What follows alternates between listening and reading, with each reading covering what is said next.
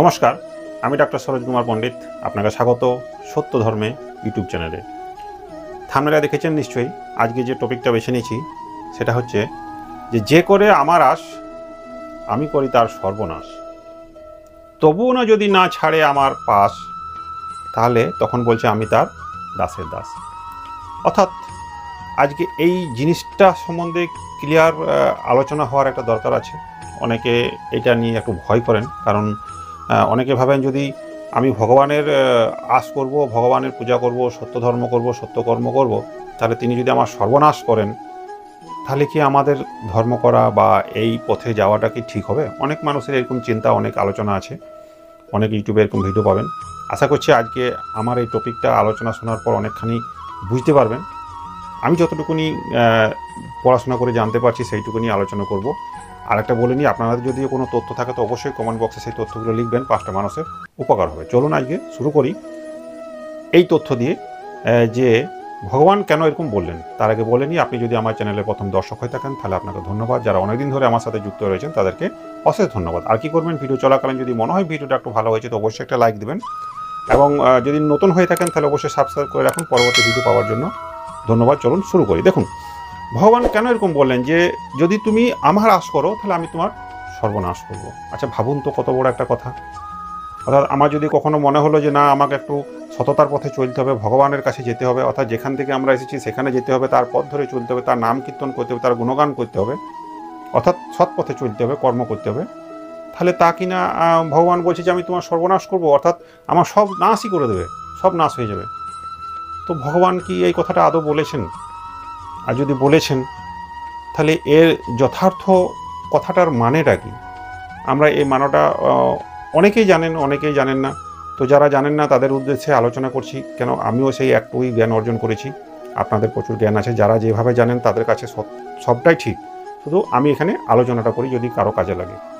তো দেখুন ভগবান কি বলছেন, যে তুমি যদি আমার আশ করো তাহলে আমি তোমার সর্বনাশ করব। কথাটা বুঝে যাবেন। অর্থাৎ ভগবান বলতে চাইছেন যদি তুমি আমার আশ করবে, আমার পথে চলবে, তাহলে তোমার আমি কিন্তু সর্বনাশ করব। তাহলে ভগবান এটা কখনো হয় যে ভগবানের আপনি প্রিয় পাত্র হবেন, ভগবানকে ডাকবেন, অর্থাৎ যদি ধরি আমাকেই যদি কেউ ভালোবাসেন আমি তার সর্বনাশ করতে পারবো? কখনো এটা হয়? কখনো তো হয় না, এটা তো ঠিক কথা নয়। তাহলে ভগবান এরকম বললেন কেন? বুঝতে হবে আমাদেরকে। অর্থাৎ এই জিনিসগুলো আমরা বুঝি না বলেই অনেক কিছু বিভ্রান্তি ছড়ায়। তাহলে ভগবান যখন বলছে তুমি যদি আমার আশ করো, অর্থাৎ এই আশ কথাটার অর্থ কি? বলছে যখনই তুমি মনুষ্য জন্ম হওয়ার পর থেকে অনেক কিছু কর্ম করো, অর্থাৎ ভালো খারাপ না জেনে বুঝে অনেক কিছু করা হয়, তার একটা প্রতিক্রিয়া তো হবেই, অর্থাৎ কর্মফল তো তৈরি হবেই।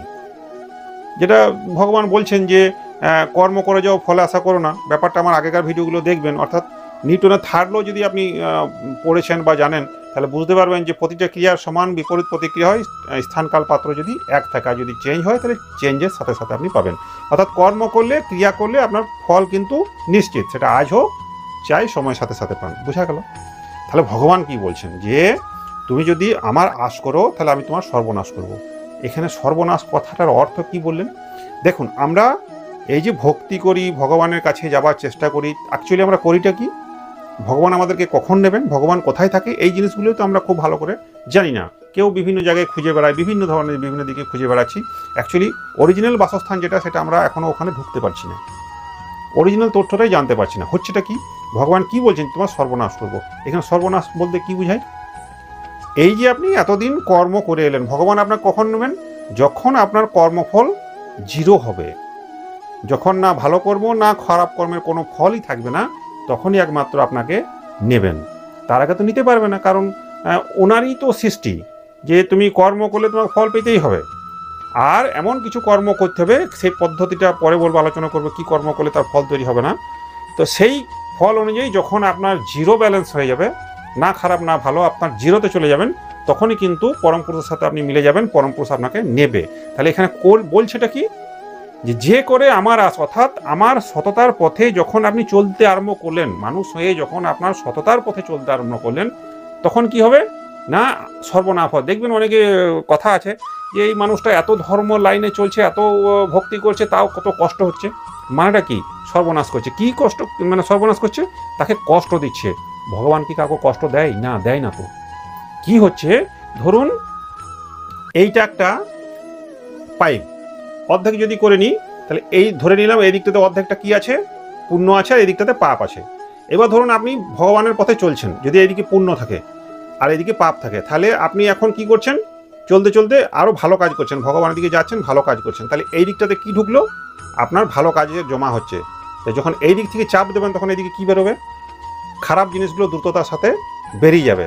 বেরোতে বেরোতে বেরোতে বেরোতে এই যে যখন বেরোচ্ছে, এটা তো আপনার কর্মফল, বেরোতে তো হবেই, আজ হোক কাল হোক বেরোতেই হবে। তাহলে যখন এগুলো বেরোচ্ছে নিয়ম অনুযায়ী বেরিয়ে বেরিয়ে যাচ্ছে এবং দ্রুততার সাথে বেরোচ্ছে, কারণ এদিকে আপনি ভালো কাজ করছেন, এদিকে ঠেলা দিচ্ছেন, তাহলে এদিকে বেরোবে।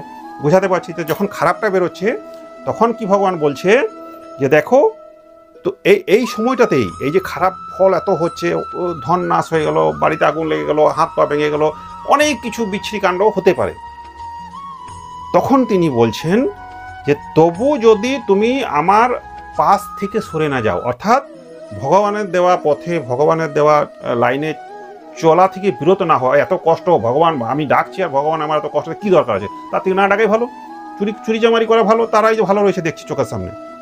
ভগবান কি বলছে না, এইটাই তো তোমার পরীক্ষা, কারণ আমি তো চাইছি আমি তোমাকে নেবো, কিন্তু তুমি আসতে পারছো না, তুমি আসছো না, কারণ তোমার বাধা হচ্ছে তোমার কর্ম, কারণ ওখানে কর্মের ফল একটা জড়িয়ে আছে। যতক্ষণ না কর্মফলটা তোমার জিরো হচ্ছে, অর্থাৎ এই যে বলছে আমি তোমার সর্বনাশ করবো, যখনই আপনি ভালো কাজে এদিক থেকে ঠেলবেন, খারাপটা কিন্তু দ্রুততার সাথে বেরিয়ে যাবে। যখনই বেরিয়ে যাচ্ছে সেই সময়ই আমাদের বিভ্রান্তি হয় যে না, আমরা বোধহয় আর ভালো কাজ করার আমার দরকার নেই, আমার তো সব শেষই করে দেবে, কী দরকার বাবা, আমি তার থেকে ওই যা কাজ করছিলাম খারাপ ভালো মিলে সেই ভালো ছিল, আমার তো ক্ষতি হচ্ছিল না। ক্ষতি তখনও হতো, সময়ের সাথে সাথে পেতেন, কিন্তু যেহেতু আপনি ভগবানের সাথে মিশতে চাইছেন, ভগবানকে পেতে চাইছেন, তো ভগবান তো আর আপনি এমনি নেবে না, আপনাকে কর্মফলটা জিরো হতে হবে। আচ্ছা, আর একটা উদাহরণ দিই, আপনি যখন বাজারে যান আলু পটল কিনতে যান, তখন আপনি কি করেন, টিপে টিপে দেখেন তো ভালো করে, উল্টো পাল্টা করে, যে জিনিসটা কেমন, মালটা কেমন।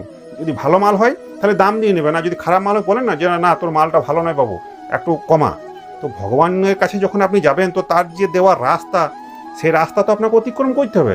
সেই রাস্তা অতিক্রম করার অর্থই হচ্ছে আপনার কর্মফলকে জিরো করা। যখনই আপনার কর্মফল জিরো হয়ে যাবে, এই যে আপনার সর্বনাশ হয়ে গেল, অর্থাৎ সমস্ত কর্মফলটা আপনি কেটে নিলেন, এবার রইল কি, ভালো কাজ আর জিরো। তখনই তো ভগবান আপনাকে বলছে, তখনও যদি এই কষ্টের পরেও যদি আমাকে না কেউ ছাড়ে, আমার পাশ থেকে না যায়, তাহলে আমি তার দাসের দাস। কথাটা বুঝে যাবেন, দাসের দাস কেন বললেন? কারণ এই মানুষের মধ্যেই তো ভগবান স্বয়ং রয়েছে। এই মানুষের জন্ম হয়েছে বলেই তো আমরা ভগবানকে আমাদের এইখান থেকে বুদ্ধিতে বুঝতে পারছি যে ভগবান বলে কিছু আছে। তার আগে তো কেউ জানতো না। ভগবান তখনও ছিলেন, এখনও আছেন, ভবিষ্যতেও থাকবে। সে আমরা থাকি, পৃথিবী থাকুক, ইউনিভার্স থাকুক বা না থাকুক, সর্বদা সত্য তো থাকবেই, কিন্তু প্রকট হচ্ছে আমাদের মধ্যে দিয়ে। কারণ এই মানুষই একদিন ভগবান রূপে ভগবানের সাথে মিশে যাবে। এইটা সম্বন্ধে একটা আলোচনা করবো, যে মানুষই কখনো ভগবান হতে পারে, মানুষই ভগবান। এটা খুব ডিপ তত্ত্ব আমি পেয়েছি, পরে আলোচনা করবো। যদি আপনারা চান তো কমেন্ট বক্সে লিখবেন, আমি আলোচনা করব। তাহলে বুঝালাম, অর্থাৎ যখন আপনার কর্মফলটা জিরো হয়ে যাচ্ছে, তখন ভগবান আপনাকে নিচ্ছে। এই দিক থেকে ভালো কাজ যখন করে গেলেন ভগবানের আশীর্বাদে, ভগবানের পথ দেখানো চলো পথে, তাহলে খারাপটা আপনার দ্রুত গতির সাথে বেরিয়ে গেল, রইল সব কিছুই ভালো, কিন্তু সেটা জিরো পয়েন্টে চলে এলো আপনার। ভগবান তো তখনই আপনার সাথে মিলে গেলেন, তো আপনি ভগবানের সাথে, আপনার তার কর্মফল কিছু রইল না। তো যখনই কোনো কর্মফল থাকবে না, তাহলে আসা যাওয়া তো আপনার বন্ধ হয়ে গেল। ফল থাকলে তো ভালো ফল, যদি আপনি ভালো কাজ করেন তো ভালো ফল পাবেন, তার জন্য জন্ম নিতে হবে, সেই যে জন্মই নেন। খারাপ ফলের জন্য জন্ম নিতে হবে। তাহলে এই জন্ম বৃত্তান্তটা চলতে থাকে কর্মফলের অনুযায়ী। কিন্তু যখন আপনি ভগবানের দেওয়া পথে চলতে আরম্ভ করলেন, কষ্ট হলো, কষ্ট সহ্য করলেন, কারণ সেটা আজ করলেও করতে হতো, আগের যুগেও করতে হতো, পরের যুগেও করতে হতো, আমরা করতে কিন্তু হবেই। আর যত দেরি হবে তার তীব্রতা তত কিন্তু বাড়বে, সেটা মানসিক লেভেল হতে পারে, ফিজিক্যাল লেভেল হতে পারে। তাহলে ভগবানের দেওয়া পথে চলে দ্রুততার সাথে কর্মফলটা আপনার জিরো হয়ে গেল, ভগবান তখন আপনার মধ্যে স্বয়ং প্রকট হয়ে যাবে। যেদিন আপনার মধ্যে কর্মফল জিরো হয়ে যাবে, ভগবান আপনার মধ্যেই প্রকট হবে, এতে কোনো বাজ বিচার নেই। ভগবান তখন আপনার মধ্যে সমাহিত, মানে তখন তো ভগবান আপনার মধ্যেই রয়েছে। আমরা খুঁজি না, খালি বিভিন্ন জায়গায় খুঁজে বেড়াই, তাই না? ভগবান আপনার মধ্যে আছে, আপনি তাকে অনুধাবন করুন, সেই পথে চলুন। একটু কষ্ট হবে, কিন্তু ভগবান কাছে চান না যে কষ্ট আমাকে দাও, কোনো অসুবিধা নেই, কিন্তু যেন সেই সহ্য শক্তিটা তোমার কাছ থেকে আমরা পাই, শুধু সেইটুকুনি আশীর্বাদ করো। কারণ কর্মফল ভগবান চাইলেও কি না চাইলেও আমাকে পেতেই হবে। হ্যাঁ, একটা জায়গা ভগবান নিয়ে নেই, সেই জন্য আমরা দেখবেন ভিডিও আছে, ভগবানকে চোরও বলি। হরি কথার অর্থে হচ্ছে হরণ করা, চৌর্যবৃত্তি করা, কাউকে কিছু না বলে নিয়ে নেওয়া। এই যে যখন প্রচুর কষ্ট আপনার হয়ে যাবে, সর্বনাশ হয়ে যাচ্ছে, তখনও আপনি যখন তাকে ছাড়ছেন না, অথচ কষ্ট পেয়ে যাচ্ছেন, সেই সময় ভগবান বলছেন যে আমার নাম হরি এই জন্যই যে আমি তোমার কষ্টটা তোমার অজান্তে চুরি করে নিই আমার শরীরে, আমি প্রকৃতিকেও দিই না, আমার শরীরে আমার কষ্ট সেটা নিতে হয়, তখন তুমি একদম নির্মল হয়ে যাও, তারপরে তুমি আমার কাছে চলে আসো। কিন্তু সেই সময়টুকুনি পর্যন্ত আপনাকে দাঁড়িয়ে থাকতে হবে, তো সেই শ্রদ্ধা ভক্তি থাকতে হবে তার। এইটা একমাত্র পারবেন যখন আপনার মধ্যে হরিভক্তি প্রকট থাকবে। কোনো বাজ বিছান নয়, কিন্তু লোক দেখানো নয়, কিন্তু এই আমি এখানে তিলক নিলাম, গলা নিলাম, এই নিলাম, ওই নিলাম, গেরুয়া বস্ত্র পরে নিলাম, সাদা বস্ত্র পরে নিলাম, আমি বড় আমি ভক্তি মার্গে চলে গেলাম, এটা নয়। কিন্তু শুধুমাত্র আপনার পবিত্র আত্মা হতে হবে, একটা মানুষ হইতে হবে, আর হরিভক্তি করতে হবে। আশা করছি বোঝাতে পারলাম। এটা আরও ডিপ কথাবার্তা আছে, এতটা গেলাম না, ভিডিও অনেক বড় হয়ে যাবে। এরপরে একাদশী সম্বন্ধে বলবো, এটা নিয়ে অনেক বিভ্রান্তি আছে, আলোচনা করব। যদি আপনার ভিডিওটা ভালো লেগে থাকে, যদি আমরা আরও কিছু তথ্য জানেন, তো অবশ্যই কমেন্ট বক্সে লিখবেন। আমার ভুল ত্রুটি হলে ক্ষমা করবেন, কারণ আমি খুব উচ্চ মার্গের মানুষ নই, জাস্ট পড়াশোনা করে যেটুকুনি পাই আপনাদের সাথে শেয়ার করি। ধন্যবাদ।